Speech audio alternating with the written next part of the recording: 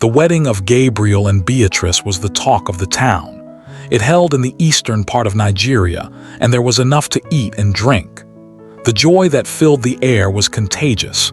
They were young, deeply in love, and their early days together were pure bliss. A few weeks into their marriage, Gabriel's old friend Ezekiel came visiting with his fiancée, Nancy. Gabriel had known Ezekiel since their university days, and Beatrice welcomed them warmly.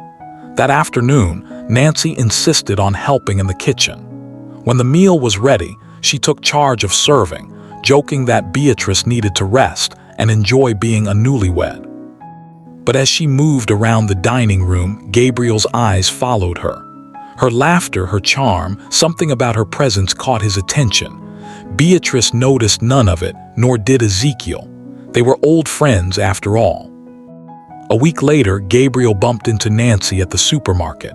It was an innocent meeting at first, a few laughs, quick pleasantries, and they went their separate ways. But soon after, Beatrice began to notice her husband's sudden interest in his phone. Late-night smiles at his screen, whispered phone calls outside, and the name Nancy flashing more often than usual. At first, she brushed it off, but as the days passed, her instincts screamed louder. The messages continued. The laughter grew secretive. Gabriel was no longer the man who once couldn't stay away from her. Yet Beatrice never confronted him, she only watched, quietly breaking inside.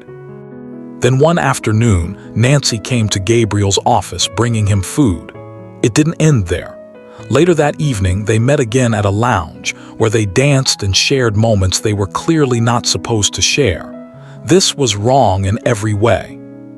That night, Ezekiel confronted his fiancée, demanding to know where she had been all morning. But Nancy turned the tables, accusing him of being insecure and controlling.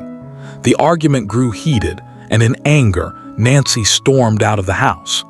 Ezekiel followed behind her, saying the conversation was far from over. Meanwhile at home, Beatrice went through Gabriel's phone while he was taking his bath and saw things no heart should ever have to bear. The messages, the pictures, the secret plans, every line cut through her like glass.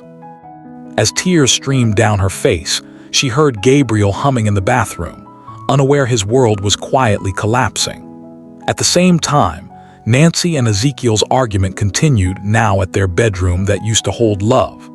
Words flew, accusations rose, and amidst the noise of the disagreement and murmuring voices, Ezekiel stood in silence for a moment, realizing just how much their relationship had changed.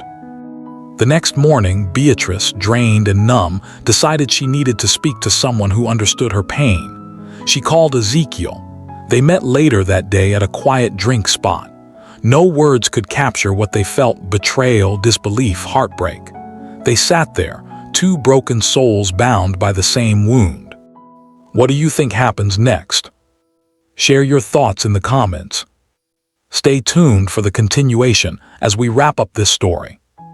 In the meantime, subscribe to the channel so you don't miss out on any of our upcoming stories.